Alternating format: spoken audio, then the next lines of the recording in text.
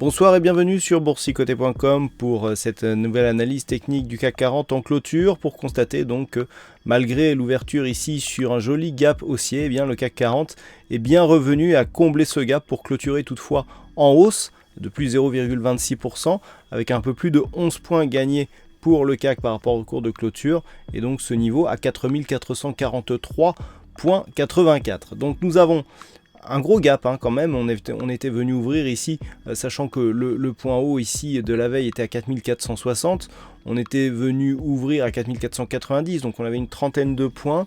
Après avoir fait illusion, finalement on est bien revenu ici sur cette zone en deuxième partie de séance. Dans un premier temps, on s'est un petit peu arrêté ici sur cette zone des 4460, mais pour finalement la casser d'une manière très rapide. Donc gap ici invalidé, on clôture sous le gap, ce qui n'est pas un bon signal.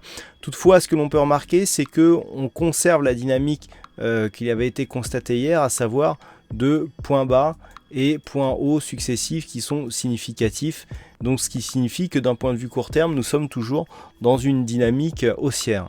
Alors malgré tout, le fait d'avoir eu ce gap ici qui est comblé et qui clôture en dessous nous donne quasiment un gap d'essoufflement. Alors je dis quasiment parce que le gap aurait vraiment été validé si on était venu clôturer sous le point bas ici de cette bougie.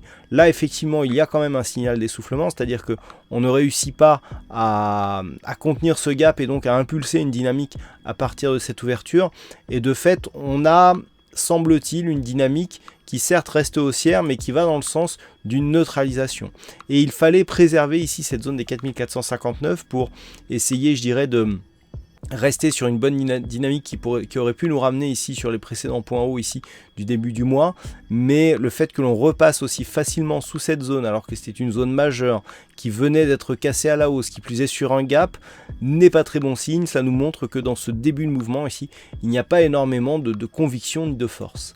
Du point de vue des indicateurs, nous avons un RSI qui reste neutre, idem pour le stochastique, le MACD dont je vous avais dit que tant qu'on était comme ça très hésitant autour de la zone d'équilibre, nous donnait une tendance neutre, et bien là ça ne change pas. Vous voyez que par rapport ici à la hausse que nous avons, et ça c'est la deuxième séance consécutive, la hausse certes elle reste en clôture, mais elle se fait sur des volumes inférieurs à la moyenne, alors que la volatilité elle augmente. Donc là on a vraiment tous les signaux d'une phase de neutralisation.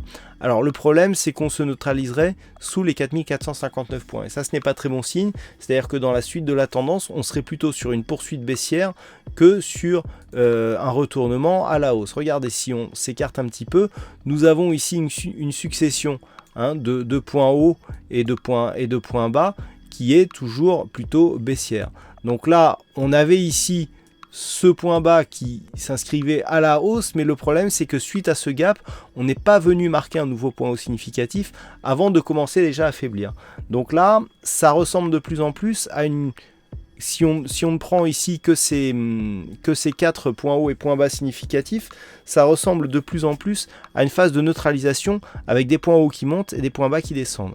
Ça reste à confirmer car désormais une rupture ici de cette zone de points bas qui se situe à 4362 points serait un très mauvais signal, car on aurait finalement succession de points hauts baissiers avec des points bas qui ne seraient plus haussiers. Donc là on repartirait sur un biais baissier. Mais tant que l'on reste ici entre 4377 et 4459, on reste ici dans une phase de neutralisation, toujours à prédominance plutôt baissière, puisque je vous avais dit qu'il fallait rester ici au moins au-delà des 4459 et sous les 4496 pour rester dans une neutralisation de la dynamique.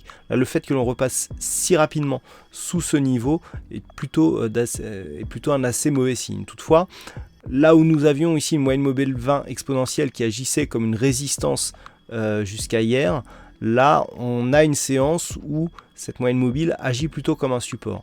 Donc vraiment là on est dans une zone d'attente, je dirais que tant que l'on est ici entre 4430 et 4460, on est dans une zone où vraiment ça peut partir dans les deux sens.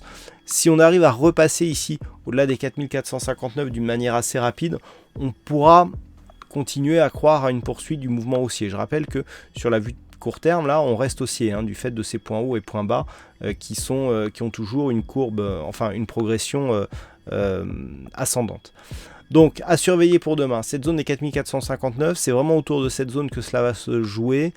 Si les cours viennent à casser ici 4430, on reprendra un biais baissier, puisque de toute façon il y aura rupture de la loi de dos. Par contre, si les cours reviennent ici rapidement au-dessus des 4459, on reste sur une neutralisation, on ne reparlera d'un mouvement haussier que dans l'éventuel cas où les cours viendraient à casser ici les 4496 points.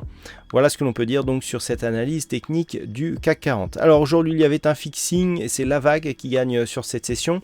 Quant aux statistiques, on retombe dans une configuration où nous avons trop peu d'occurrences significatives pour avoir un résultat exploitable. Voilà, merci à toutes et à tous pour votre attention, passez une bonne soirée, bonne chance dans vos prochains trades et on se retrouve dès demain pour d'autres analyses techniques sur le site boursicoté.com.